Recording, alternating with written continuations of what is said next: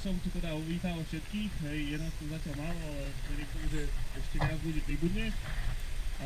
Teším sa, boli sme ešte vyvolať počasie, takže za to sme aj meškali, ale teším sa na dnešný deň, lebo vieme, prečo sme tu, hej. Takže odozdávam toto slovo kolegovi zaživé rieky. V minulosti vstávali rôzne vodné elektrárne.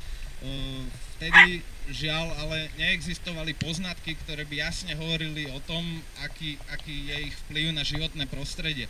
O čo je horšie, že dnes tieto poznatky všetci máme a napriek tomu Slovensko pokračuje cestou, povediac, proti prúdu.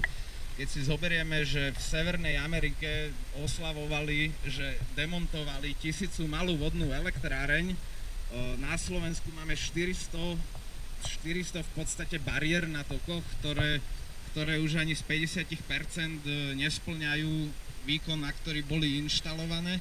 Napriek tomu, aby sme naše rieky revitalizovali a zanechali vlastne budúcim generáciám toto bohatstvo v stave, v ktorom sa nachádza, pokračujeme v devastačnej politike, ktorá presadzuje a prezentuje výrobu energie s využitím hydroenergetického potenciálu vody ako zelenú energiu, iba na základe toho, že táto energia nevytvára škodlivé látky. A v podstate obyvateľstvo napriek tomu, že je proti takejto výstavbe, tak jednoducho požiadavky ľudí sú ignorované. Takže ja by som